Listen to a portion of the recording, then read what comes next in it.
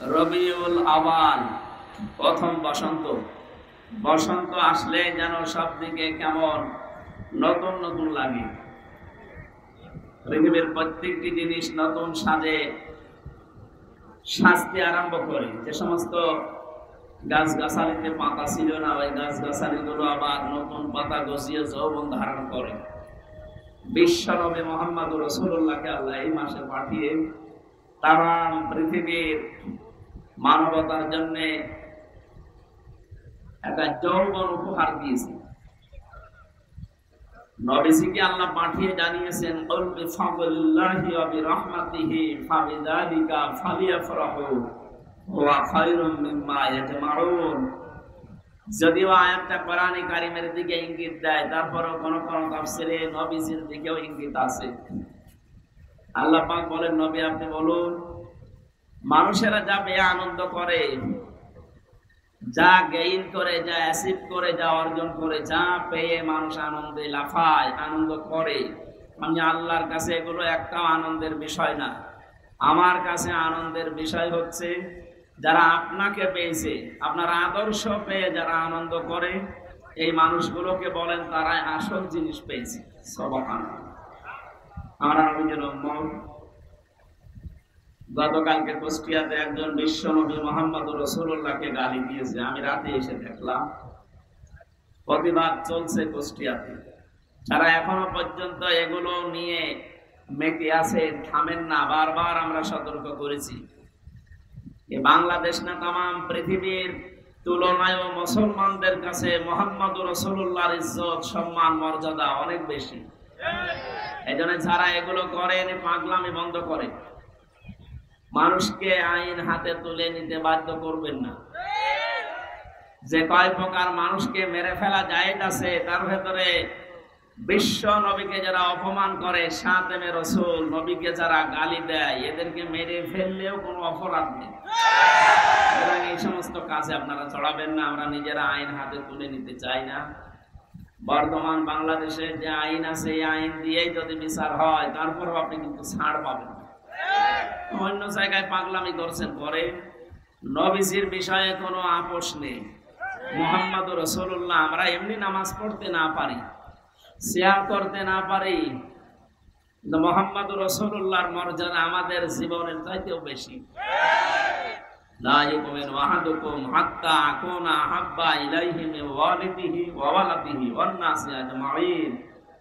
নবীজি বলেন, ততক্ষণ পর্যন্ত তুমি মুমিন হতেই পারবে না যতক্ষণ সন্তানাদি, স্ত্রী, পুত্র, ছেলে মেয়ে, দুনিয়ার সব মানুষের তুলনায় আমি মুহাম্মদুর রাসূলুল্লাহকে বেশি ভালোবাসা, মহব্বত দিতে না পারবে। সুতরাং এই হাদিস সামনে রেখে আমরা কিন্তু দুনিয়ার জীবন চালাই। আমরা নামাজ, সিয়াম, অন্যান্য ইবাদত, বন্দেগী, জিকির, আজকার আমাদের কম থাকতে পারে, মুহাম্মদুর রাসূলুল্লাহর মহব্বত আমাদের ভেতরে কম নেই। বলেন, তারপরও এটা রবিউল আওয়াল মাস আসলে এমনি মানুষ অনেকে আবেগে অনেক কিছু করে, যদিও ইসলাম সমর্থিত এগুলো না। যেহেতু যেটা ইসলামে নেই ওইটা আমরা ইবাদত মনে করে যেন না করি, সতর্ক করছি। রবিউল আওয়াল আসলে যারা নবীর জন্মদিন পালন করার জন্য পাগল হয়ে যান, পৃথিবীতে কারো জন্মদিন, মৃত্যুদিন পালন করা যায়। এটা ইহুদি খ্রিস্টানদের কালচার। আমি কথা বোঝাতে পেরেছি? ইসলামে যেটা নেই, কেউ যদি ইসলাম মনে করে এটা পালন করে, সে বেদাত করে।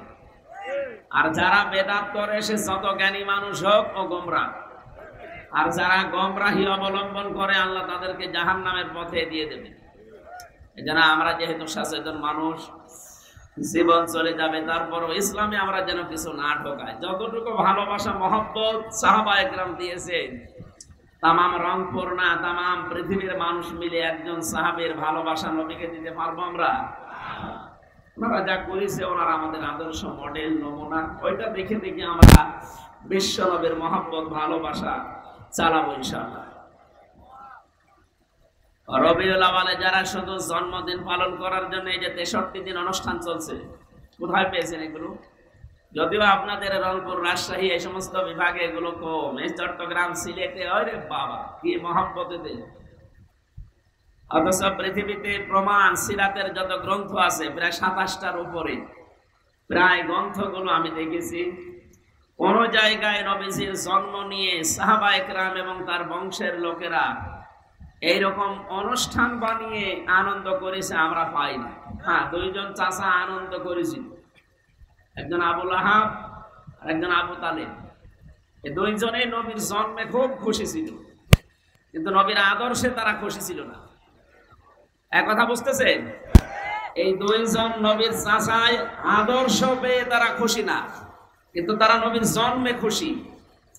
এটা মিলাদ যেটা বলা হয়, মিলাদ মানে জন্ম, মিলাদ মানে এই দুইজন চাচার পড়া জীবনী পড়ে দেখবেন এরা এত খুশি ছিল নবীর জন্ম পেয়ে, নিজেদের বাড়ির কাছের মেয়ে, কেনা কাছের মেয়ে, এখন তো আমরা টাকা দিয়ে ভাড়া করে নিয়ে আসি, আরো সময় কিনে নেওয়া ছিল, মানুষ বেচা কিনা হয়তো গরু ছাগলের মতো। বাজার থেকে কাছের মহিলা কিনে বাড়িতে রেখেছিল আবু লাহাব, সুয়াইবিয়া। মহিলা এসে যখন আবু লাহাবকে জানিয়েছে যে নেতা মালিক আপনার বড় ভাইয়ের সন্তান হয়েছে, খুব সুন্দর।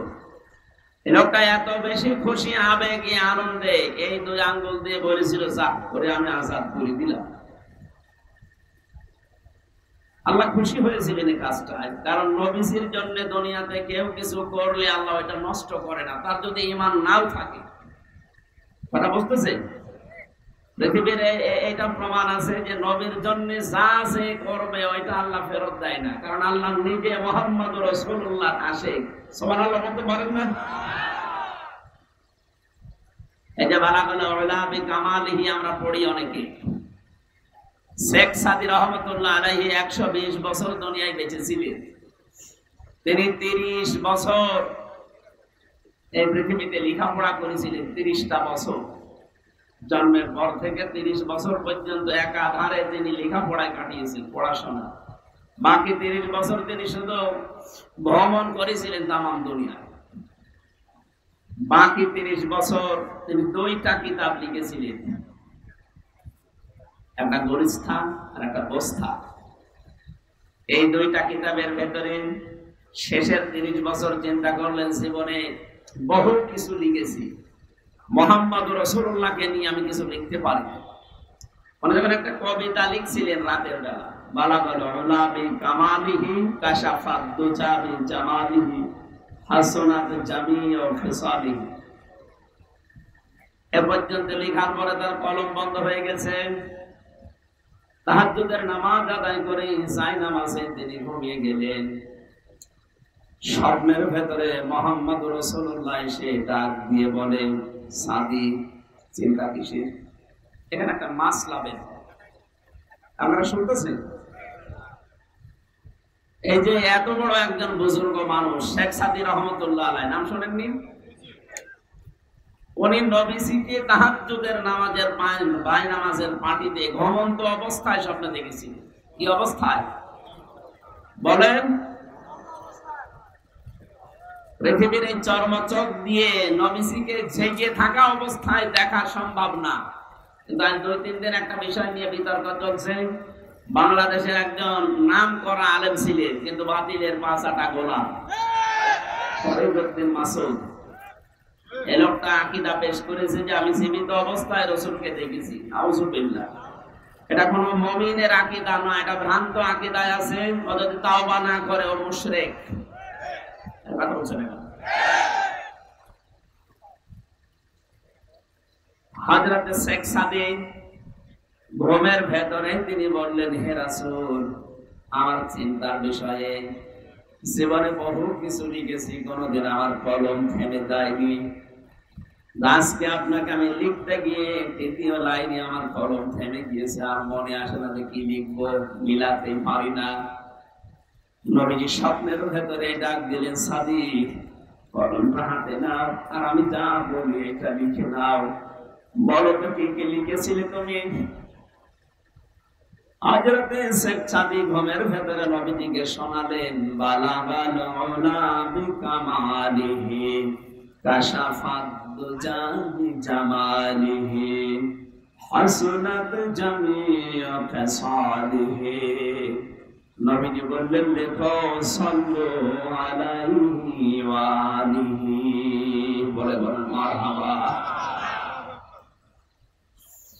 এই লোকটার এই যে কবিতা, এটা দরুদ শরীফ না, এটা কবিতা, কিন্তু এটা এত বেশি প্রসিদ্ধি লাভ করেছে তাম দুনিয়ায়, শুধু বাংলাদেশ না, পাকিস্তান, ভারতে না, বহু দেশে আল্লাহ আমাকে নিয়েছে। বড় বড় আলেম যারা ইসলামিক স্কলার, দেখে বক্তব্যের শুরুতে কয়েকটা লাইন আগে জনগণের সামনে বলে নেয়, যদিও এর ভেতরে অনেক সুন্দর সুন্দর কথা আছে।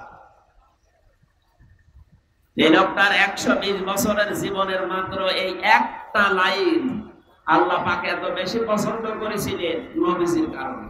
কার কারণে বলেন বলেন? এজন্য মানুষের জীবনের কখন কোন কাজটা কবুল হয়ে যায়, নবীজির জন্য দুনিয়ায় যে যা করেছে আল্লাহ, কাফের হলেও নষ্ট করেনি। এই যে আবু লাহাব, একটা কাফের, ওর নামে আল্লাহ কোরআনে সূরা দিয়েছেন, আয়াত নাযিল করেছেন, কিন্তু তার এই কাজটাকে আল্লাহ নষ্ট করেননি। যে দুইটা আঙ্গুল দিয়ে ওই ইশারা দিয়ে নবীর জন্মে খুশি হয়ে নিজের কাজের মহিলাকে আযাব করে দিয়েছিল, কিয়ামত পর্যন্ত ওকে আল্লাহ শাস্তি দেবে কবরে, এইটা ফাইনাল। কিন্তু এই দুইটা আঙ্গুল মুখের ভেতরে সোমবারের দিন যেদিন নবীজি এসেছিলেন, মুখের ভেতরে একটু যদি চোষা মারে একটু আনন্দ পায়। সুবহানাল্লাহ বলতে পারেন না? একটা কাফেরের এই কাজকে আল্লাহ নষ্ট করেননি নবীর জন্য। কার জন্য? আর একটা আবু তালেব, এই লোকটার কাজ আল্লাহ নষ্ট করেননি, এত খুশি হয়েছিল নবীর জন্মে, কিন্তু আদর্শের কথা যখনই বলতে গেছে না, তখন উনি আর মানতে চান না। হ্যাঁ, তাকে পাহারা দিয়েছিলেন, ছোটবেলা থেকে জীবন দিয়ে পাহারা দিয়েছিলেন। কাফেররা যখন তাকে চাপ দিয়েছিল, আজকেও বিশ্বের দিকে তাকান, ইসলামের সঠিক কথাগুলো যারা তুলে ধরতে যায়, তাদেরকে অনেকে চাপ দেয়, হুমকি ধামকি দেয়, পারে না, তাদের পরিবারকে ব্ল্যাকমেইল করে, পারে না, তাদের যারা সমর্থন করে, সাপোর্ট দেয়, তাদের পেছনে যারা আছে তাদেরকে পর্যন্ত চাপ দেওয়া হয়। ওই সময় আবু তালিব যেহেতু নেতা, কুরাইশ নেতা, আশপাশের যারা আরো ছোটখাটো নেতা আছে তাদের সবচেয়ে বড় নেতা ছিল। এসে ডাক দিয়ে বলেছে, আবু তালিব, তোমাকে আমরা মান্য করে চলি, কিন্তু তোমার ভাতিজা নতুন অনেক ধর্মের আবিষ্কার করে যা আরম্ভ করেছে, থামতে বলো, নয়তো আমাদের হাতে তুলে দাও। আবু তালিব বাড়িতে গেলেন, নবীজিকে ডাক দিয়ে বললেন, মুহাম্মদ, ভাতিজা আমার, কাফেররা এসেছিল তোমাকে তাদের হাতে তুলে দিতে বলে, অপশন দিয়েছে কয়েকটা, যদি দুনিয়ার সবচেয়ে বেশি সুন্দরী মহিলা চাও, এই পুরো আরব জাহানে তোমাকে তারা বিয়ে দিয়ে দেবে। যদি সম্পদ দাও, তারা সম্পদের মালিক বানাবে। ক্ষমতা চাইলে তাদের যে চেয়ার আছে, ক্ষমতার চেয়ারও তোমাকে অর্ধেক দিয়ে দেবে। কিন্তু শুধু একটা কথা জানিয়েছে, তুমি যে নতুন ধর্ম প্রকাশ করো, প্রচার করো, এটা বন্ধ করে দেওয়া লাগবে, আর নয়তো তাদের হাতে তোমাকে তুলে দেওয়া লাগবে। বিশ্বনবী ওই সময় চাচার কাছে দাঁড়িয়ে যে কথা বলেছিলেন, চাচা কাফের, কিন্তু তার মনে কথাটা এত বেশি আসর করেছিল, লেগেছিল, ডাক দিয়ে বলে, চাচা আমার, তারা আপনাকে আমাকে তাদের হাতে তুলে দিতে বলে। যারা যে সমস্ত জিনিস দেওয়ার ঘোষণা দিয়ে গেল, ওইগুলো তো দেওয়া সম্ভব, যেটা দেওয়া সম্ভব না, আকাশের চাঁদ যদি আমার বাম হাতে দেয়, সূর্য যদি আমার ডান হাতে এনে দেয়, এরপর আমি মুহাম্মদ ঘোষণা দিলাম যে ধর্ম আমি প্রচার করছি, আমার আল্লাহ আমাকে নির্দেশ দিয়েছে, 1 সেকেন্ডের জন্য সেটা প্রচার করা বন্ধ করা আমার জন্য সম্ভব না। বলেন সুবহানাল্লাহ। এই সময় আবু তালিব, এই লোকটা নবীজির এই কথা শোনার পরে এত বেশি আবেগ আপ্লুত হয়েছিলেন, বিশ্বনবীর মাথায় হাত দিয়ে বলে, ভাতিজা মুহাম্মদ, তুমি যা আদিষ্ট হও সব প্রচার করো, আমি তোমাকে কথা দিচ্ছি, কবরের মাটিতে শোয়ার আগে তোমার পেছন আমি ছাড়বো না। বলে বলেন সুবহানাল্লাহ। তারা কিন্তু খুশি ছিল, দুইজনের জীবনীতেই পেয়েছি, তারা জন্মে খুব খুশি, মিলাদে কিন্তু যখনই নবীজি তাদের সামনে আদর্শ প্রচার করলেন, আবু তালিবের সামনে যখন বলেছিলেন আমি আবি তালিব লা ইলাহা ইল্লাল্লাহ হাজ্জুল লাকা ইনদাল্লাহি ইয়াওমাল কিয়ামাহ, রাহুল বুখারী। হে চাচা, আপনারে জোরে বলতে হবে না, শুধু আমার কানের কাছে মুখ নিয়ে আস্তে করে ঘোষণা দেন যে লা ইলাহা ইল্লাল্লাহ। রিসালাতের ঘোষণা তো লাগবে না, যেহেতু আমি নিজে মুহাম্মদুর রাসূলুল্লাহ, ওটা আমি নিয়ে নিলাম। শুধুমাত্র আল্লাহর একাত্মবাদের বিষয়টা আমারে শোনান, কানের কাছে মুখ নিয়ে বলেন। পাশে যারা নেতা ছিল, আবু লাহাব, আবু সুফিয়ান, আবু জেহেল, এরা বলেছে নেতা পড়বে, এতদিন পর্যন্ত বাপদাদার ধর্ম মেনে চললাম, এখন যদি ভাবিসার এই নতুন ধর্ম গ্রহণ করো, মরণের পরে মানুষ তোমার নামে বদনাম করবে, তোমার কাপুরুন বলবে, ভীরু বলবে, উল্টা পাল্টা কথা ছড়াবে। লোকটা পড়ে না। নবীজির মন খারাপ হয়ে গিয়েছিল, চিন্তা করলেন কি হয়ে গেল, সারাটা জীবন আমাকে কোলে পিঠে করে, কাকে করে, নিজের সন্তান আলীকে পাত্তা দিত না, আমি মুহাম্মদ রাসূলুল্লাহকে বুকে নিয়ে ঘুমাতো। আমার দাদা 8 বছর বয়সে ইন্তেকালের সময় চাচার হাতে আমার তুলে দিয়ে গেছে। এখনো পর্যন্ত আমি মুহাম্মদের চাচার আন্ডারে থাকি, অথচ আজকে আমার চাচা জাহান্নামী হয়ে যাচ্ছে। তিনি মন খারাপ করলেন। ফেরেশতা জিবরাইল সূরা কসসের 56 নম্বর আয়াতটা নিয়ে হাজির হয়ে গেলেন। হে নবী, ইন্নাকা লা তাহদি মান আহবাবতা ওয়ালাকিন্নাল্লাহা ইয়াহদি মান ইয়াশা। তাফসীরে ইবনে কাসিরের ভেতরে আছে, নবীজি ডাক দিয়ে বলেছিলেন, চাচা বহু চেষ্টা করলাম আপনার পেছনে আপনি এই কথা বলবেন, আমার মনটা খারাপ হয়ে গেল। এই যে দেখছি জিবরাইল এসে গেছে, কি নিয়ে এসেছে বার্তা। ফেরেশতা জিবরাইল বলে, আপনি মন খারাপ করবেন না, কাঁদো কাঁদো অবস্থা আপনার দেখতে পাচ্ছি, কেন আপনার মন খারাপ হয়? হেদায়েত কি আপনার হাতে আল্লাহ দিয়েছেন বলেন? এটা তো আল্লাহ নিজের হাতে রেখেছেন। এটা যে আপনার চাচা, এটা আল্লাহ জানেন।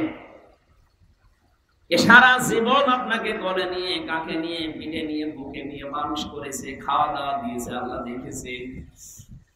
কিন্তু লোকটার মন নেই। আপনি এত চেষ্টা করার পরেও লোকটার মন নেই। এই জন্য আমার আল্লাহ পাক তাকে জোর করে হেদায়েত দেয়নি।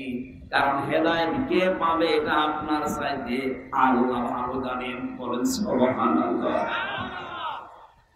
এই লোকটা এত কিছু করেছিল জীবনে, খুশি আনন্দ মিলাতে, কিন্তু নবীর আদর্শের কথা শুনে তার মুখ ফিরিয়ে নিয়েছে। এখানে হাদিস হচ্ছে এটা, কিয়ামতের দিন নবীজি বলেন, আমার এই চাচা আবু তালিবের পায়ের নিচে জাহান্নামের জুতা আল্লাহ পরিয়ে দেবে। এই জুতার গরমের ঠেলায় তার মাথার মগজ পর্যন্ত টকবক করে ঢুকবে। আর এক চাচা আবু লাহাবের কথা শুনলেন, বিশ্ব নবী সাফা পাহাড়ে দাঁড়িয়ে বলেছিলেন, ইয়া সাবাহা, হে সকাল। তার মানে মানুষ যদি বিপদে পড়তো ওই সময় পাহাড়ের পাদদেশে উঠে তারা ঘোষণা দিত, হে সকাল, আমার বিপদ চলছে। লোকজন সবাই যখন পাহাড়ের পাদদেশে হাজির হয়ে গেছে, ডাক দিয়ে বলে, মুহাম্মদ তোমাকে দেখতে পাচ্ছি, কি হয়েছে তোমার, কি বিপদ বলো। নবীজি ওই দিন বলেছিলেন, আমি যদি বলি পাহাড়ের পাদদেশে পেছনের সাইডে একদল শত্রু সেনা অবস্থান করছে তোমাদেরকে আক্রমণ করার জন্য, আমি তোমাদের যেটা অপেক্ষা করার জন্য বলছি, সতর্ক হওয়ার জন্য, এখন যদি সতর্ক না হও তাহলে তারা আক্রমণ করবে। ওরা বলেছিল, আপনি যা বলেন আমরা সব বিশ্বাস করি, কারণ কোনদিন আপনি মিথ্যা বলেননি, এটা আপনারা জানি। যখনই নবীজি বললেন, তোমরা যদি এই মুহূর্তে আল্লাহর একত্ববাদের স্বীকৃতি না দাও, তাহলে তার গজবের ফেরেশতারা অবস্থান নিচ্ছে, তোমাদের উপর আক্রমণ চালাবে। সামনে কেউ কোনো কথা বলে নাই, হাজারো মানুষের। একটা লোক দাঁড়িয়ে একটা পাথর নিয়ে নবীজির দিকে নিক্ষেপ করেছিল আর জানিয়েছে, তাব্বালাকা আলিহাদা জামাতানা ইয়া মুহাম্মদ, এ মুহাম্মদ তুই ধ্বংস হয়ে যা। বলেন নাউজুবিল্লাহ। এই কথা বলার জন্য আমাদেরকে একত্রিত করলি, তুই ধ্বংস হয়ে যা, বরবাদ হয়ে যা, তুই নষ্ট হয়ে যা। আল্লাহ পাক এত বেশি নারাজ হয়েছিলেন এই কথার দ্বারা, ও হাত তুলে পাথর নিক্ষেপ করেছিল মাত্র এক হাত দিয়ে। কয় হাত বলেন বলেন? অথচ কোরআন বলছে তাব্বাত ইয়াদা আবি লাহাবি ওয়া তাব। এখানে তাব্বাত ইয়াদুন না ইয়াদা নিয়েছিল। তাসনিয়ার কারণে নুনটা পড়ে গেছে, ইজাফতের কারণে নুনটা পড়ে গেছে। তাব্বাত ইয়াদা শব্দের শাব্দিক অর্থ হচ্ছে দুই হাত। আল্লাহ বলেন আবু লাহাবের দুই হাতই ধ্বংস হয়ে যাক। প্রশ্ন আসতে পারে, আল্লাহ কি অবিচারক? বলেন, সে তো এক হাত দিয়ে পাথর নিক্ষেপ করেছিল নবীর দিকে। আল্লাহ যদি রাগ করে কিছু করেও তাহলে তার এক হাত ধ্বংস হওয়ার কথা বলবেন? তাব্বাত ইয়াদুন কথা বলেন না, দুই হাতের কথা দিলেন। আমি যদি এখন এই যে জিনিসটা পাথর মনে করি এখান থেকে নিক্ষেপ করি, শুধু এক হাতের দ্বারা হবে না, এই হাত নড়াচড়া করবে। আপনি দেখেন কোন পাথর নিয়ে যদি জোরে নিক্ষেপ করেন দূরের দিকে, এই হাত দিয়ে যদিও মারেন এই হাত নড়াচড়া করবে, সাপোর্ট দিচ্ছে, সমর্থন জানাচ্ছে। আল্লাহ পাক বলেন যখন পাথর নিক্ষেপ করে নবীর দিকে এক হাত দিয়েই করেছিল, কিন্তু এই হাত দিয়ে একটু নড়াচড়া করেছে, এজন্য আমি ওই হাতও রাখলাম না, নষ্ট করে দিলাম। এতটুকু আল্লাহ শেষ করেননি, শুধু আয়াত নাযিল করে আল্লাহ শেষ করবেন তা না, কিয়ামত পর্যন্ত আয়াত থেকে মানুষ যেন শিক্ষা নিতে পারে। যেহেতু তার দুই হাত আল্লাহ ধ্বংস করেছিলেন, কারণ এতটুকু যে হাত একটু নড়াচড়া করে সাপোর্ট দিয়েছে। আজ ১৫০০ বছর পর বিশ্ব নবীর আদর্শের পেছনে যারা লেগেছেন, বিভিন্ন মানুষ আমরা দেখতে পাচ্ছি। হয়তো আপনি এই ডান হাত দিয়ে শক্তি সামর্থ্য অনুযায়ী কাজ করছেন, আর বাম হাত দিয়ে পেছনের দরজা দিয়ে অনেক রাগোয়াল টাকা পয়সা ক্ষমতা দিয়ে আপনাদেরকে সাপোর্ট দিচ্ছে। আবু লাহাবের যদি এক হাত দিয়ে পাথর নিক্ষেপ করে দুই হাতে ধ্বংস হয়ে যায়, আজ বিশ্বে যারা মুহাম্মদ রাসূলুল্লাহর আদর্শের পেছনে লেগেছে আর পেছনে যারা নড়াচড়া দিচ্ছে বাম হাতের মতো, কাউকে আল্লাহ ছাড় দেবে না, ধ্বংস করে দেবে। আল্লাহ পাক বলেন মা বানা আনহু মালুহু ওয়া মা কাসাব। শুধুমাত্র সে না, তার দুই হাত না, অতাপ্পা সে ধ্বংস হয়েছিল, এটা প্রমাণিত। কতদিন পর্যন্ত মরে প্লেগ রোগে পড়েছিল ঘরের ভেতরে, যখন দুর্গন্ধ ছড়িয়েছে এলাকার মানুষেরা তার সন্তানদেরকে আত্মীয় স্বজনদেরকে যখন ঘৃণা ঘৃণা ঘৃণা এই শব্দ উচ্চারণ করেছে যে আমরা মানুষ, আপনাদের কারণে এলাকায় আমরা বাস করতে পারি না। লোকটা মরে পড়ে তাকে কবর দেওয়া, মাটিতে দেওয়া, ওর কাছে যাওয়া সব ভয় আছে। এখানে নবীজির পেছনে যারা লাগে, তার দুশমন যারা, তাদেরকে আল্লাহ এত বেশি অপমান করে, অপদস্থ করে। আপনি দুনিয়ার দিকে তাকান, ১৫০০ বছর আল্লাহ ঠিক ওইটাই করছে। ওদেরকে এত নিচে নামা, এত অপমান করে, ওর কাছেও মানুষ যেতে রাজি না। এই কালামানিকের দিকে তাকান, হয়তো নবীজিকে কিছু বলেনি, কিন্তু নবীর নায়েব যারা, নবীর ওয়ারিস যারা, নবীর উত্তরাধিকারী, নবীর আলেম যারা, তাদের পেছনে সবচেয়ে বেশি ভূমিকা ছিল এই লোকটার। এক কথা বলে না কেন?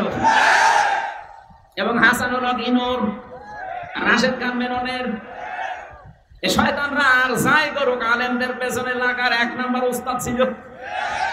আল্লাহ এদের অপমানও বেশি করেছে। আর উপরে ঠিকঠাক, ভেতরে সদরঘাট যারা ছিল, উপরে আলেমদের সাথে ভালো ব্যবহার করত, আর ভেতরে গোড়া কেটে দিত। তার ভেতরে হাউ আঙ্কেল একজন,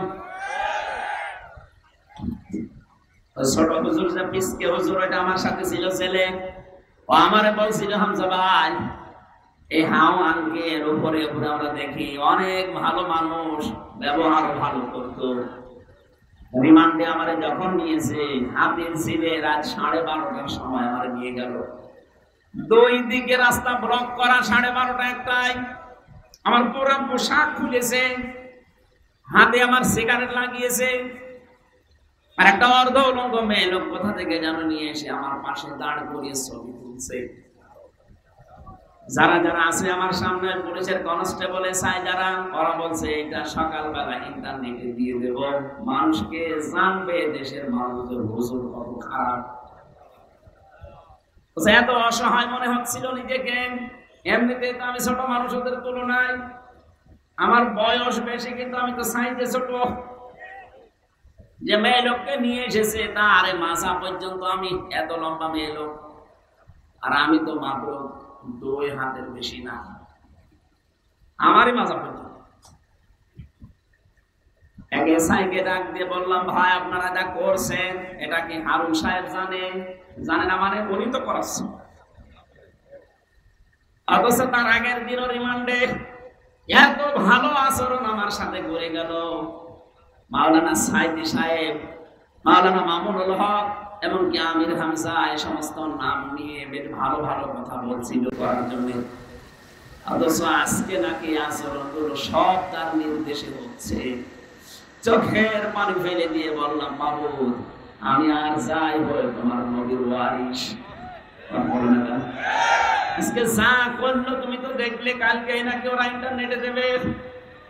যা যা করেছে আল্লাহ, তুমি যদি সত্যি এগুলো দেখতেছো, আমার বিশ্বাস তুমি ওর সাথে এরকম করো। খেলা করে না?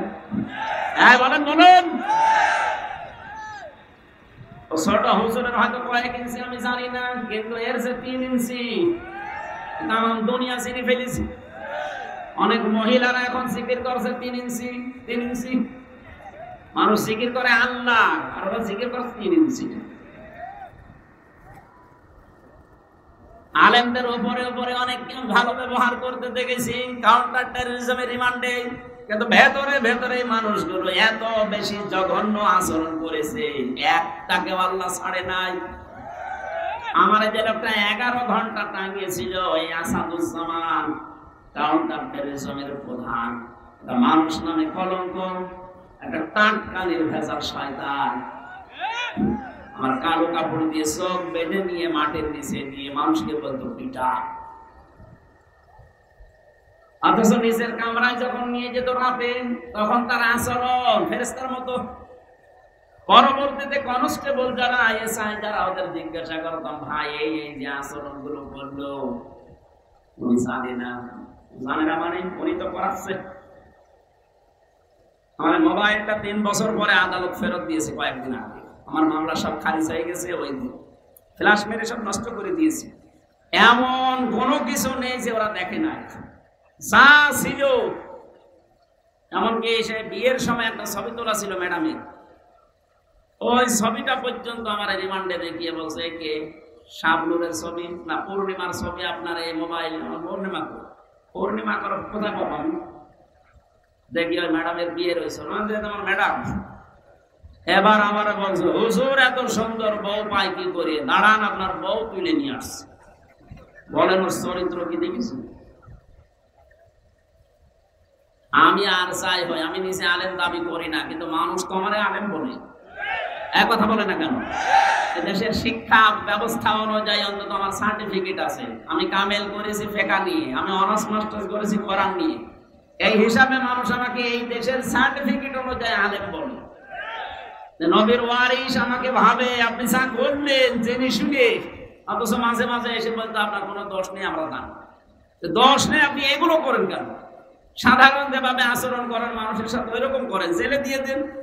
জেলে থাকা অত ঝামেলা না, কিন্তু আমরা রেখেছিল যে ফাঁসির কন্ডেম ছেলের ভিতরে 24 ঘন্টা তালা লাগিয়ে রাখে। এদিকে 2.5 হাত, এদিকে 3.5 হাত, মনে হচ্ছে কবরে আছে। 2 দিন 5 দিন 7 দিন 3 বছর 1 টাকা আল্লাহ ছাড়ে নাই। দেখেন যেইগুলো এরকম উপরে ভালো ছিল ফিটফাট, ভেতরে সদরঘাট, প্রত্যেককে আল্লাহ অপমান করেছে। অন্তর্বর্তীকালীন সরকার আসার পরে দেখি ওদেরকে সব ওএসডি করেছে। শুধু ওএসডি না, ওদের এখন যা অবস্থা। সেদিন আমার মামলার রায় হওয়ার দিন আমি আদালতে দাঁড়িয়ে কল দিয়েছিলাম মামলার রায় দিতে। এতদিন ওরা আমি স্যার বলতাম, এখন উল্টো করে আমার স্যার বলছে। স্যার আপনি কল দিয়েছেন, আলহামদুলিল্লাহ, আপনি জীবনে যেন আর আমার নামে কিছু বললেন না। বলেন না মানে ধরা পড়ার পরে আমার বাবার কাছ থেকে 10 লাখ টাকা নিয়েছিস, বললে যে হুজুরের নামে আমরা আর মামলা দেব না, টাকা দিন। আমার বাবা একেবারে হন্তদন্ত হয়ে তাড়াতাড়ি করে 8 লাখ পাঠিয়েছে। বললি যে মামলা দেব না, নয়তো 50টা মামলা দেব। কথা ঠিক রাখেন, টাকাও নিল আর একটা মামলাও দিল, আবার রিমান্ডেও নিল। এদের যে চরিত্র, এরা যা করেছিল উপরে উপরে আর ভেতরে যা করেছে, জঙ্গি নাটক সাজিয়ে মনিরুল আমার নামে এই মামলা দিয়ে এমন এমন কাজ করেছিল, মনে করেছিল এর দ্বারা বাংলাদেশ জামাতে ইসলামী এবং ছাত্র শিবিরকে এদেশের এবং বাইরের দেশের মানুষের কাছে একে কালার করে দেব। আল্লাহ পুরা উল্টিয়ে দিয়েছে। জামাত আর শিবিরে দেশে এখন যে জঙ্গি না, এটাতে মানুষের সঙ্গী, এটা প্রমাণ হয়ে গেছে। ডক্টর শফিকুল ইসলাম মাসুদ বড় ভাই ঘোষণা দিয়েছে, দেশে যদি ইসলাম উপরে উঠতে পারে, ক্ষমতায় যেতে পারে, জঙ্গি মুক্ত রাষ্ট্র আমরা উপহার দেব। ওদের এখন গাত্রদাহ শুরু হয়ে গেছে। এই আবার কোন কোন মন্ত্র পড়ছে, তোমরা যেটা দিয়ে উল্টা পাল্টা রিপোর্ট তৈরি করে বাইরের দেশকে দেখিয়ে যে না, এদেশ কোরআনের হাতে দেওয়া যাবে না, এদেশে জঙ্গি আছে, পুরাটা নাটক বানিয়ে মঞ্চস্থ করতে সব এখন উল্টিয়ে গেছে। বাইরের যত দেশ এখন সবাই প্রমাণ পাচ্ছে না এদেশে যারা ইসলামপন্থী এই মানুষগুলো জঙ্গি না, এদেরকে জঙ্গির ট্যাগ লাগানো হয়। ট্যাগ লাগায় কারা? যারা আসল জঙ্গি। কথা বলেন।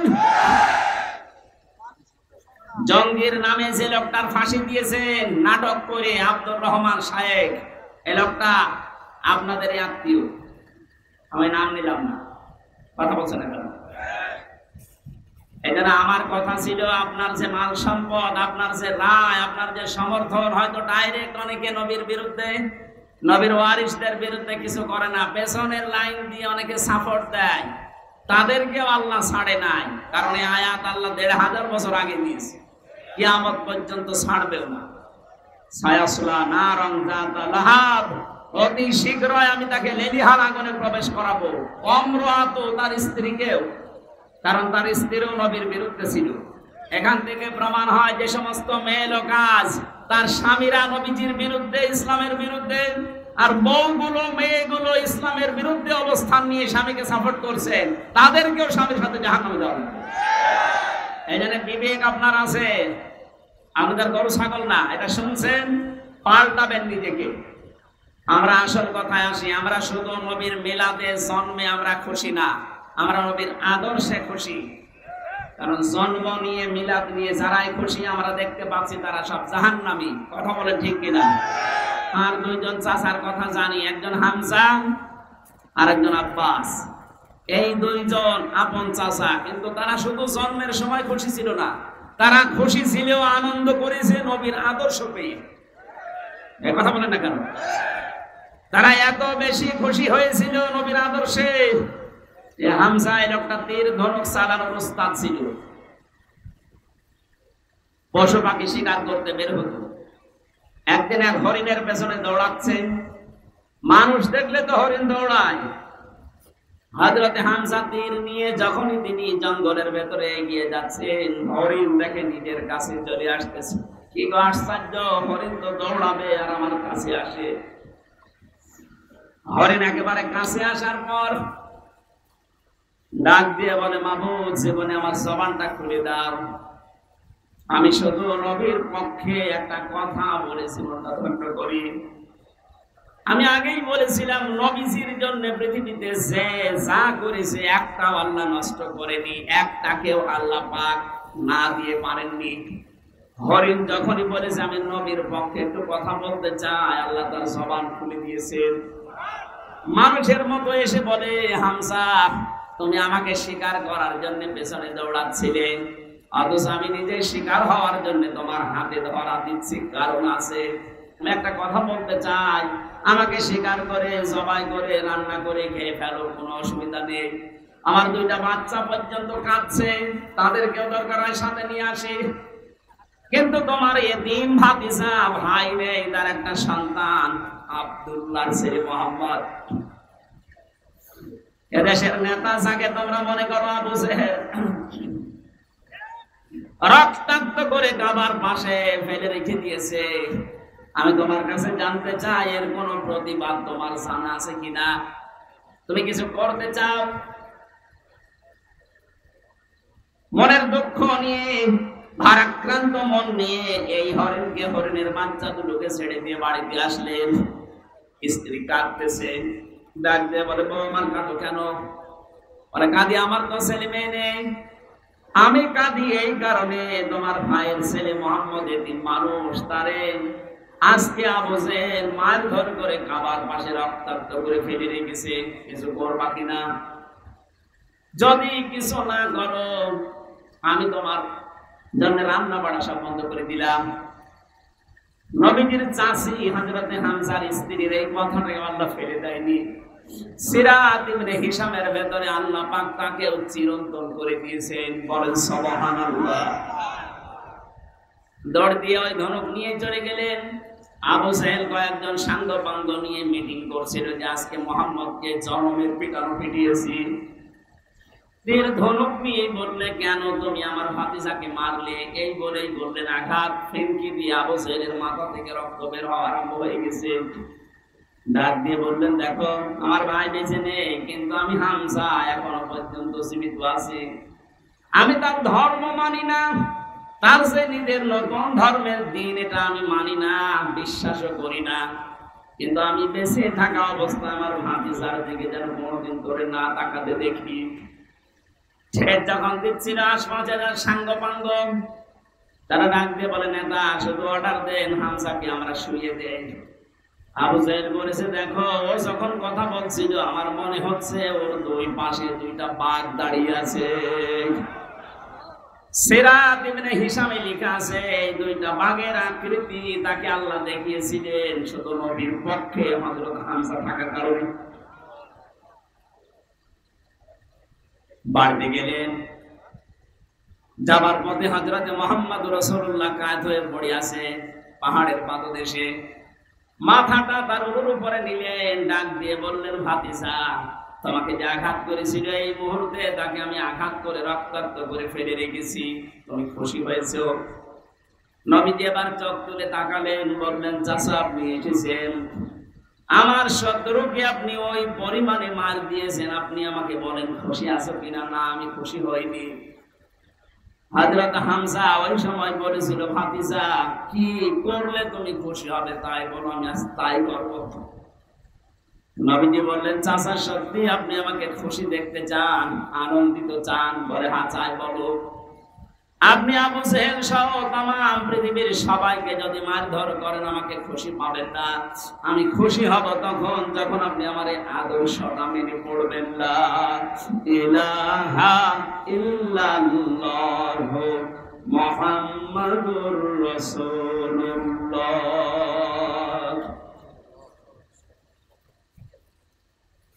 হযরত হামজা ওই দিন বলেছিল তোমাকে আজকে খুশি করার জন্য ইহানো কাজ নিয়ে আমি করব না, এই মুহূর্তে তোমার সাথে আমি ঘোষণা দিয়ে দিলাম। তিনি নবীর আদর্শে, নবীর জীবন চরিত্র পেয়ে খুশি হয়ে নিজের জীবনটা পর্যন্ত দিয়ে ৭০ টুকরা হয়েছিলেন উহুদের ময়দানে। তারপরও নবীর আদর্শ ছাড়েন নাই। আল্লাহ পাক খুশি হয়ে আয়াত নাযিল করেছেন কোরআনে, রাদিয়াল্লাহু আনহুম ওয়া রাদু আন যালিকা লিমান খাশিয়া রাব্বা। এটা সাহাবায়ে কেরামের জন্য। হযরত হামজা সাহাবী ছিলেন না? কথা বলেন। তাহলে আমরা দুইজন চাচার কথা জেনেছি, তারা মিলাদে খুশি ছিল, আদর্শে খুশি না। দুইজনে জাহান্নামী, আবু তালেব আর আবু লাহাব। অপর দুইজন চাচা হযরতে হামজা, হযরত আব্বাস, এই দুইজন শুধু তারা জন্মে মিলাদে খুশি হয়নি, তারা আদর্শ পেয়ে খুশি হয়ে গেছে, আনন্দ করেছে, নিজের জীবন পর্যন্ত বিলিয়ে দিয়েছে। আল্লাহ দুইজনকে জান্নাত দিয়ে দিয়েছে।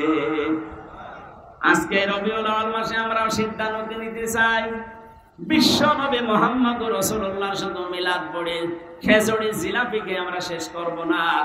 তার 40 থেকে 63 এই 23 বছরের জীবনী পুরাটা আমাদের জীবনে বাস্তবায়ন করে আমরা আনন্দ করব।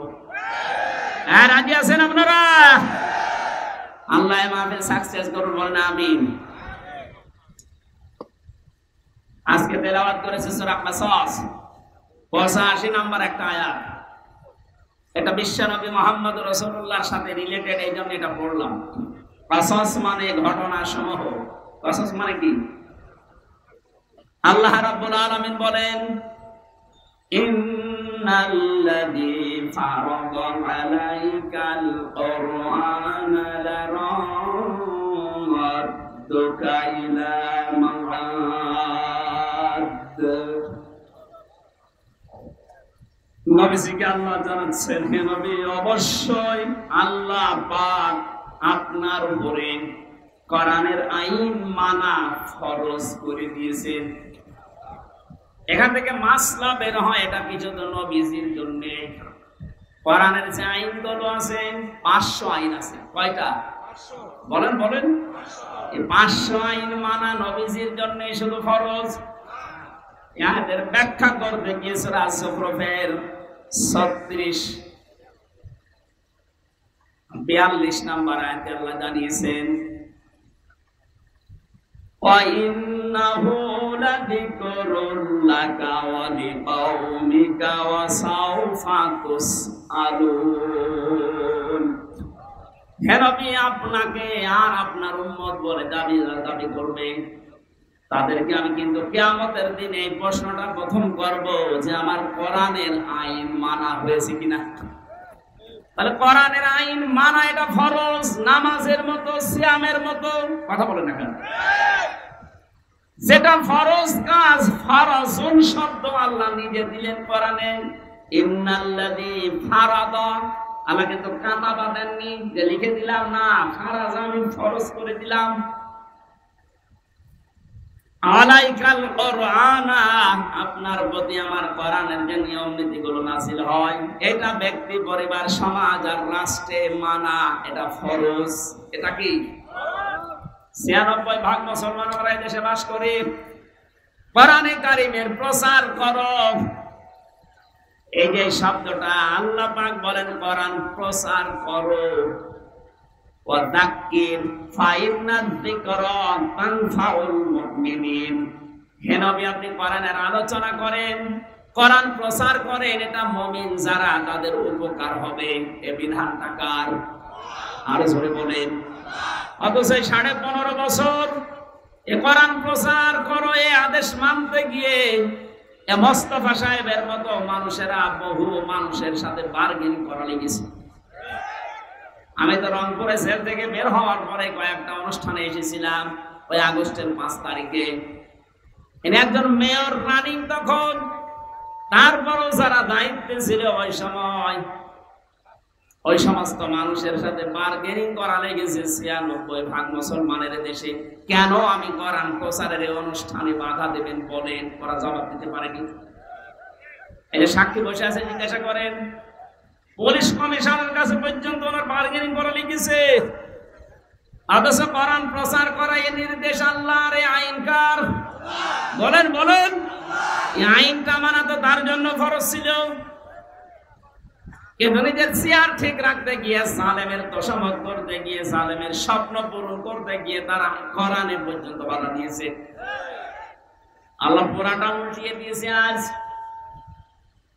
সুতরাং কোরআনের আইন মানা ফরজ। আমার মনে হয় উনি যেহেতু কোরআন হাদিস পড়ে, কোরআন প্রচার হবে, প্রসার হবে, মানুষ জানবে, শুনবে, মানবে। এটা নফল না, এটা ফরজ। আজকের এই আয়োজনে হাজার হাজার টাকা খরচ এমনি খেলা করার জন্য না। লক্ষ মানুষের ভেতরে একটা মানুষও যদি মন মানসিকতা পরিবর্তন হয়ে আল্লাহর বিধানের দিকে ঘুরে আসে, যত মানুষের অনুষ্ঠানে টাকা দিয়েছেন প্রত্যেকের টাকা ওসমানের মতো কবুল হয়ে যাবে। নবীজিকে আল্লাহ জানিয়েছেন আমার কোরআনের আইন মানা ফরজ। যত আইন আছে সব, না কয়েকটা? বলেন বলেন। তাহলে কোরআন প্রচার করা, কায়েম করা, এর জন্য অর্থ খরচ করা, সময় দেওয়া। আজকে গুরুত্বপূর্ণ সময়গুলো, টাকাগুলো সব আমরা খরচ করছি এইটাই, কারণ আমাদের নির্দেশ যে আপনি প্রচার করেন, কায়েম করেন। কারণ 3টা জায়গায় যদি কেউ অর্থ খরচ করে, ওই টাকার হিসাব আল্লাহ কিয়ামতে নেবেন না। 1 নম্বরে কোরআন প্রচারে যদি কারো টাকা পয়সা খরচ হয়, আজকের কোরআন এই প্রচারের অনুষ্ঠানে যদি আপনার 10টা টাকাও খরচ হয়, কিয়ামতে ওই 10 টাকার হিসাব দেওয়া লাগবে না। বলেন মারহাবা। 2 নম্বরে, এই পৃথিবীতে কোনো মানুষ যদি জিহাদের ময়দানে কাজ করে, তার পেছনে যদি আপনি খরচ করেন, যেতে পারেন না, তাকে সাহায্য করেন, ওই টাকার হিসাব দেওয়া লাগবে না। 3 নম্বরে, যদি আপনার পরিবারস্থ লোকদের জন্য, বিশেষ করে যাদের সাথে রক্তের সম্পর্কগুলো আছে, এদের পেছনে যদি আপনার টাকা খরচ হয়, ওই টাকার হিসাব দেওয়া লাগবে না। এখানে মাসলা আসে, আজ অনেকে কৃপণ এত বেশি পরিবারস্থ লোকদের জন্য খরচ করতে চান না। না, এটা উচিত না।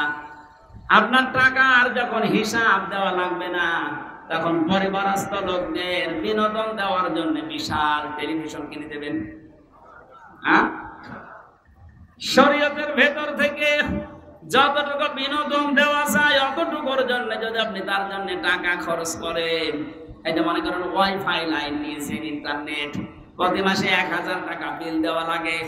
আপনি যদি দেখেন আপনার ছেলে মেয়ে, আপনার বউ এই ইন্টারনেট ফ্রি থাকার কারণে মাসে প্রতিদিন এখান থেকে কোরআনের নির্দেশগুলো নামায়, নবীদের হাদিসগুলো ওখান থেকে নামিয়ে পড়েন, এরকম পরিবেশ যদি আপনি তৈরি করে ইন্টারনেটটা নেন, ওয়াইফাই লাইন নেন, যত টাকা এর পেছনে খরচ করবেন, এই টাকার হিসাব দিন, প্রচারে কায়েম হয়ে যাবে, হিসাব দেওয়া লাগবে না। কিন্তু পরিবেশ তৈরি না করে যদি ওয়াইফাই লাইন নিয়ে দেখেন আপনার মেয়ে, আপনার ছেলে উলঙ্গ নাচ দেখছে, আপনার তো ডবল সওয়াব হবে। এজন্য পরিবেশটা তৈরি করা লাগবে। আমি যে কথা বোঝাতে চাচ্ছিলাম, কোরআনের আইন মানা যেহেতু ফরজ, আমাদের এখন থেকে জীবনের টার্গেট থাকা লাগবে, আমি যাই করি না কেন কোরআন এদেশে কায়েম হবে, এদেশে কোরআনের আইন চলবে, এটা আমার জীবনের প্রথম কাজ, আমি বানিয়ে নেব। যদি কেউ রাজনীতি মনে করেন, হ্যাঁ এটাই রাজনীতি, কারণ বিশ্ব নবী এইটা কায়েম করার জন্য 27টা যুদ্ধে তিনি নিজে নেতৃত্ব দিয়েছেন, আর 87টা গাজওয়া, সারওয়া, জিহাদ এগুলোর তিনি মানুষকে দিয়ে পরিচালিত করেছিলেন মাত্র 13 বছরে। কয় বছরে বলেন বলেন? মক্কায় যে 53 বছর এক থেকে ছিলেন, তখন তো কিছু করতে পারেননি, পেরেছেন? ওখান থেকে যে মদিনায় গেলেন 53 বছর বয়সে, মাত্র 10টা বছর মদিনায় ছিলেন। এই 10 বছরের ভেতরে তাকে 27টা যুদ্ধে নিজের নেতৃত্ব দেওয়া লেগেছে। তাহলে বলেন তো বাস্তবতা কোথায়? নবীজি কোরআনের বিধান চালু করার জন্য এগুলো করেছিলেন না ব্যক্তিগত স্বার্থে? কোরআনের জন্য যদি উনি যে জিহাদের ময়দানে সেনাপতির দায়িত্ব পালন করে, তা 1টা 2টা না 27টা, ওইরকম যদি পরিস্থিতি আমাদের মাসে যে তরবারি হাতে নেওয়া লাগবে, বোমা হাতে নেওয়া লাগবে, মানুষকে মেরে ফেলা লাগবে, এই সিচুয়েশন আসলে কোরআন কায়েমের জন্য ওইটাও জায়েজ আছে। আর ওইটা যদি কেউ রাজনীতি মনে করেন, জিহাদ মনে করেন, হ্যাঁ ওইটাই আমার জিহাদ, কারণ আমার জীবনের আসল টার্গেট ইন্নাল্লাযী ফারাদা আলাইকাল কুরআন লারাদ্দুকা ইলা মাআদ। আমি চাই আল্লাহর এই জমিনে অন্য কারো বিধান চলবে না, আমি চাই আল্লাহর বিধান দিয়ে জমিন চলবে। আলাহুল খালক ওয়াল আমরু, বানিয়েছেন যিনি, আইনও চলবে তার। কথা বলেন ঠিক কিনা?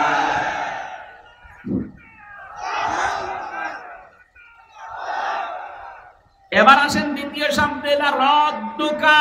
এই আলেম যারা আছেন, জ্ঞানী মানুষ যারা, গ্রামার বসে আর নেই, লাম দিয়েছেন আল্লাহ, লামে তাকিদ। আল্লাহ বলেন রাদ্দুকা ইলা মাআদ। হে নবী, এটা কায়েম করতে গিয়ে আজকে আপনি অসহায় হয়ে পড়েছেন, কেউ আপনার পাশে নেই, শুধু একজন মানুষ আপনাকে সাপোর্ট করছে, বন্ধুদের ভেতরে হযরত আবু বকর। রাদ্দুকা ইলা মাআদ, আপনাকে আজ ওরা যেখান থেকে তাড়িয়ে দিচ্ছে, এই জায়গায় আমি আল্লাহ আপনাকে আবার ফেরত নিয়ে আসবো বীরের বেশে। 1500 বছর আগের এই কথা, আমার মনে হয় 2014 সালের 5 আগস্টে আল্লাহ বাস্তবে দেখিয়েছেন। এই 15.5 বছর যাদের নাম উচ্চারণ পর্যন্ত এই দেশে নিষেধ ছিল, 5 দিন আগেও যাদেরকে নিষিদ্ধ ঘোষণা করেছিল, কথা বলে না কেন? মনে হচ্ছিল ওই সময় পুরো জমিন আমাদের জন্য সংকীর্ণ, কোন জায়গায় আমাদের জায়গা নেই। শেষের 5 দিন কি অবস্থায় ছিলেন আপনি বলেন? আল্লাহ বলেন রদ্দু কাইলা মাআদ, আপনি যাচ্ছেন আজকে একা একা।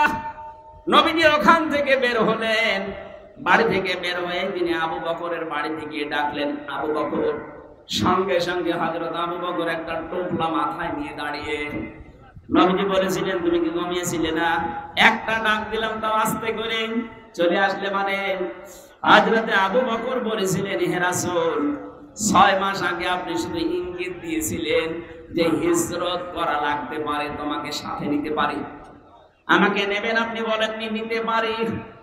এ পর্যন্ত শোনার পরে আজ 6 মাস আমি প্রস্তুতি নিয়ে আছি, টপলা টপলে যা আছে বেঁধে আমি দরজার সাথে এটা লাগিয়ে হেলান দিয়ে ঘুমিয়ে পড়ি, না জানি কখন এসে আপনি আমার আবু বকর করে ডাকবেন। নবীর কথা শোনার জন্য তারা 6 মাস দরজার সাথে পিঠ লাগিয়ে ঘুমায়। আর বিশ্ব নবীর আদর্শ আজ ভুলণ্ঠিত হয় দেশে। বিশ্ব নবীর আদর্শকে বিদায় করার জন্য 15.5 বছর বহু চেষ্টা চালিয়েছে। কথা বলে না কেন? নবীর শিক্ষাকে মাইনাস করেছে। কি সুন্দর একটা হেরা গুহা, এই যে গারে সোর আবু বকরের এই যে কাহিনীটা আমাদের 3-4 পড়াতো, কে নাস্তিকরা আসলে 15.5 বছরে ওইটা মাইনাস করে দিয়েছে। তারা নবীর একটা কথা মানার জন্য 6 মাস ঘুমায় না, হেলান দিয়ে ঘুমায়। আরে 15.5 বছরের ভেতরে ওরা আল্লাহর নবীর জীবনী পর্যন্ত শিক্ষা ব্যবস্থা থেকে বাদ দিয়ে দিল। প্রতিবাদ করার মতো কায়দা ছিল না। এই কথা বলে না কেন? যা করেছেন পুরাপুরি উল্টিয়ে আমরা আগের অবস্থায় ফিরে দিতে চাই। এই অবস্থায় থাকলে আগামী 10 বছরে দেশে নাস্তিক দিয়ে ভরে যাবে।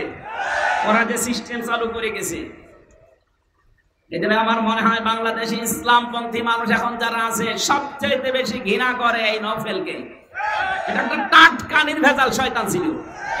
নবীর আদর্শকে বাদ দিয়ে কি শ্রীকৃষ্ণ শ্রীরাম এদের জীবনে ঢুকিয়েছে।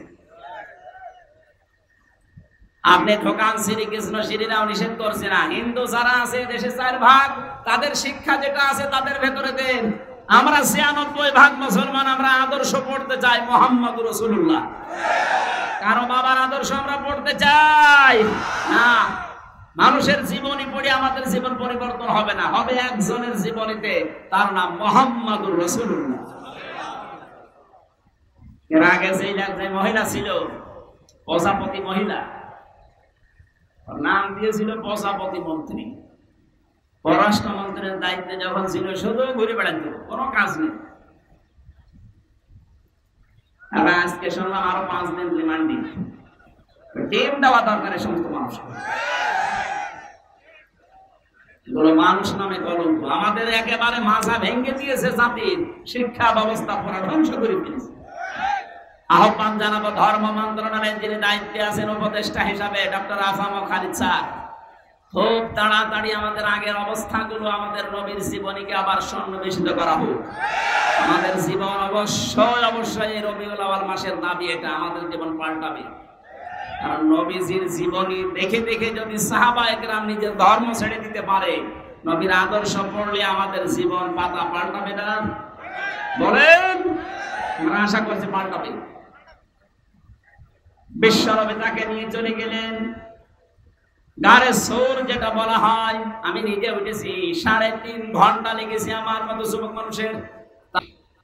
3.5 ঘন্টা ওই জায়গায় উঠে দেখলাম আল্লাহর নবী যেখানে বসেছিলেন, ঘুমিয়েছিলেন একটু আবু বকরের উপরে মাথা দিয়ে। ওরা যেখানে আক্রমণ করার জন্য ওই জায়গা পর্যন্ত গিয়েছিল, প্রত্যেকটা জায়গায় নবীজিকে আল্লাহ নিজে দায়িত্ব নিয়ে বাঁচিয়েছেন। সাপে কামড় দিয়েছিল আবু বকরকে, নবীজির থুথু মোবারকের কারণে আল্লাহ ব্যথা নিরাময় করে দিয়েছেন। মাকড়সা এবং কবুতর এসে জাল বনিয়ে ডিম পাড়া অবস্থায় নবীজির জীবনকে রক্ষা করেছে। মাকড়সার জালের নিচ দিয়ে যখন এই শত্রুদেরকে দেখা যাচ্ছিল, বিশ্বনবী ওই দিন নিজের সাথী আবু বকরকে বলেছিলেন, লা তাহজান ইন্নাল্লাহা মা'ানা। হে আমার সাথী, পাহাড়ের সাথে ভয় পাবেন না। আমরা দুইজন না, আমরা যদিও অনেক মানুষের পা আমরা দেখতে পাচ্ছি, আমরা দুইজন না, আমাদের সাথে মহান আল্লাহ আছেন। বিপদের এই কঠিন মুহূর্তে নবীজির এই কথাকে শোনার পরে আল্লাহ এত বেশি খুশি হয়েছিলেন, তাদেরকে ধোঁকা দিয়ে বোকা বানিয়ে ওখান থেকে আল্লাহ সব ফেরত পাঠিয়েছেন। কষ্ট করে করে নবীজি ওখান থেকে মদিনায় যাচ্ছিলেন, কিন্তু পাঁচ হ্যাসাড় দিতে দিতে যায় দেখে হযরত আবু বকর। তিনি ডাক দিয়ে বলেন, আবু বকর, পায়ে কি ব্যথা? সাপে কামড় দিয়েছিল, এই জন্য কি পায়ে ব্যথা পেয়েছো? পায়ে শাঁসড় দাও কেন? হযরত আবু বকর বলে, ইয়া রাসূলুল্লাহ, সাপে কাটার যন্ত্রণা তো ওই সময় শেষ হয়ে গেছে, কিন্তু আপনি যখন সামনে দিয়ে হেঁটে যাচ্ছিলেন, পেছনে আমি যখন হেঁটে হেঁটে যাই, দেখলাম আপনার পায়ের ছাপ মাটিতে, বালি মাটিতে পড়তে পড়তে যাচ্ছে পাহাড়ি এলাকায়। আমি আবুল হাবকে চিনি, অত আবুল হাকাম মানুষের পায়ের চিহ্ন পর্যন্ত দেখে বলে দিতে পারে এটা কার ছেলে, কখন হেঁটে গেছে। হয়তো কিছুক্ষণ পরে এই সকালবেলা এই রাস্তা দিয়ে যেতে যেতে দেখে যে আমরা হেঁটে গেছি, আমাদের ধরে ফেলবে। এই জন্য পা শাসড় দেয় যেন আপনার পায়ের দাগগুলো মুছতে মুছতে যায়। গেলেন মদিনাতে, 10টা বছর অবস্থান করলেন। আজকে তিনি আর সাধারণ মানুষ নেই, যাওয়ার সময় নিয়ে গিয়েছেন কয়জন? আরো জোরে বলেন বলেন। এবার আসার সময় আসতেছেন 10,000 সাহাবী নিয়ে, প্রত্যেকের হাতে তরবারি। আমার তো মনে হচ্ছে 5 তারিখে, এর আগে যে 5 দিন আগে মাত্র 1 তারিখে নিষিদ্ধ ঘোষণা করেছিল, 5 তারিখে 5 দিনে এই দেশে 100 জনের 58 জন মানুষ ইসলাম পন্থী হয়ে গেছে। কয়েকদিন আগে জরিপ বলছি, দেশে 100 জনের 58 জন মানুষ এখন চাচ্ছে যে দেশটা ইসলাম দিয়ে চলুক। আপনি যেটা দেন এভাবে কয়েকদিন দেখবেন দেশে 100 জনের 100 জন মানুষই বলবে যে আমরা ইসলাম দিয়ে দেশ চালাতে চাই। আর ইসলাম দিয়ে চললে টাকা পাচার হবে না, বেগম পাড়া হবে না। হ্যাঁ, কথা বলে না কেন? কেউ খেয়ে থাকবে, কেউ নিয়ে খেয়ে থাকবে না। ইসলাম আসলে সবাই সমান। নিজের দায়িত্ব নিয়ে যাকাতের টাকাগুলো গরিবের বাড়িতে আপনি দিয়ে আসবেন। যাকাত নেওয়ার জন্য মানুষ দলে দলে পালে পালে আপনার বাড়িতে এসে পিষে মরবে না। নিজের দায়িত্ব থেকে আপনি নিজে দিয়ে আসবেন। অনেকে মনে মনে করে যে ইসলাম যদি এসে যায়, তখন আমি যে লাল পানি খাই, আমি যে একটু ডাল খাই, আমি যে একটু বাবা খাই, আমি যে 21 বিড়ি খাই, 80 বিড়ি খাই, কি হবে? এগুলো কি হবে শুনেন। ইসলাম যদি সত্যি দেশে কায়েম হয়ে যায়, এই যে মেয়র সাহেব যদি এখন বিড়ি খাই কি আমি জানি না, খাই 21 বিড়ি বা 80 বিড়ি যাই খাই, মসজিদের ভেতরে যদি প্রবেশ করে, পুরা মসজিদটা আল্লাহর রহমত দিয়ে ছায়া দেওয়া। এই জন্য মসজিদে উনি প্রবেশ করলে বলে, আল্লাহুম্মা আফতাহ আলী আবওয়াবা রহমাতিক, হে আল্লাহ তোমার রহমতের দরজা সব আমার জন্য খুলে দাও। একথা বলে না? একথা বলে না কেন? তার মানে মসজিদ হচ্ছে রহমতের জায়গা। পৃথিবীতে কেউ যদি আল্লাহর রহমত পেতে চায়, দয়া চায়, তাহলে তার মসজিদে যাওয়াই লাগবে, মাস্ট বি। রহমতের জায়গা মসজিদ ছাড়া দুনিয়ায় নেই। কিন্তু কোন মানুষ যদি পৃথিবীতে গজব চায়, জেনা ব্যভিচার যেখানে হয়, যেখানে মানবতার লুণ্ঠন হয়, মানুষের অধিকার নষ্ট করা হয়, ওই জায়গায় যেন সে যায়। আমার মনে হয় যারা মানবতাকে ধ্বংস করার জন্য, ইসলামকে বিদায় করার জন্য যারা সলা পরামর্শ করেছিল, যে সমস্ত বাড়িতে বসে বসে, যে সমস্ত ঘরে বসে বসে আপনি তাকান তাদের দিকে, ওই মানুষগুলোর জায়গা, বাড়ি, ঘর এখন সব অভিশপ্ত হয়ে গেছে। এই কথা বোঝার চেষ্টা করেন। আমি তো আমার কুষ্টিয়ার কথা বলছি। আলেমদের বিরুদ্ধে সবচেয়ে বেশি জঘন্যতম শত্রু হিসাবে কাজ করেছিল যারা, আমি নাম নিয়েই বলছি, এই হানিফ আর ইনু। 5 তারিখের বিকাল আসতে দেরি, ওদের বাড়ির ইট পর্যন্ত মানুষ খুলে নিয়ে চলে গেছে। কারণ কি? ওটা গজবের জায়গা। ওখানে বসে বসে আলেমদের বিরুদ্ধে, ইসলামের বিরুদ্ধে ওরা সলা পরামর্শ করত। আল্লাহর নবী মুহাম্মদুর রাসূলুল্লাহ সাল্লাল্লাহু আলাইহি ওয়াসাল্লাম আজকে তিনি আর একা আসতেছেন না, সাথে আছে 10,000 এবং প্রত্যেকের হাতে খোলা তরবারি। কাবা শরীফ পাওয়ার কিছু দূর আগে নবীজি তাঁবু টাঙালেন রাতের বেলা। কালকে আমরা মক্কা বিজয় করব, দখল করব মক্কা। ওরা বহু অত্যাচার এই 13 বছর আমাদের উপরে করেছিল, যাদেরকে ওরা হাত কেটে দিয়েছে, পা কেটে দিয়েছে, সেই আম্মার, ইয়াসির, বেলাল, খাবায়েব, খব্বাব সব আজকে সাথে এসেছে। বিশ্বনবী সবাইকে ডাক দিয়ে বললেন যুদ্ধের কিছু কৌশল আছে। ওরা আবু জেহেল তো বদরের ময়দানে শেষ হয়ে গেছে, নেতৃত্বে আছে আবু সুফিয়ান, লোকটা ছাড়বে না, খুব বিচক্ষণ মানুষ। এখানে আমাকেও বিচক্ষণের পরিচয় দেওয়া লাগবে। সাহাবায়ে কেরাম, তোমরা 3টা কাজ বেশি বেশি করবা, আর 3টা কাজ একেবারেই করবা না। যে 3টা কাজ একেবারেই করবা না, কোন মহিলা, কোন নারী এদের গায়ে হাত দিবা না। 2 নম্বরে কোন শিশুর গায়ে হাত দিবা না। যদি কেউ ক্ষমতা পায়, বিজয় হতে পারে, তাহলে তাদের এই কর্মসূচিগুলো নেওয়া দরকার। যে মহিলাদের গায়ে হাত দেওয়া যাবে না, শিশুর গায়ে হাত দেওয়া যাবে না, কোন বৃক্ষ কাটা যাবে না। অথচ 15 বছরের ভেতরে তাকান পুরা উল্টা। ক্ষমতা পেয়ে কত নারীকে বিনা কারণে জামাত ইসলাম করে, ছাত্রী সংস্থা করে, ইসলামের বৈঠক করে, এই নাম দিয়ে গ্রেফতার করে জেলখানায় পাঠিয়েছে। আর আমি নবীর উম্মত, আমি হজ করে এসেছি, এই ঘটনা আপনারা লজ্জা করে না? নবীজি বললেন শিশুর গায়ে হাত দেবে না। বাস্তবে দেখলাম এই দেশের শিশুর অপরাধের জন্য, বাবার অপরাধে শিশুকে ধরে ধরে তারা জেলখানায় দিয়েছে। এই যে হুজুরটার নাম বললো, শিশু হুজুর না, ওর বয়স আছে কিন্তু শিশু হুজুর তো। ওর পোস্টার পর্যন্ত মানুষ লিখে দিত শিশু বক্তা। শিশুকেও আপনি ছাড় দিলেন না।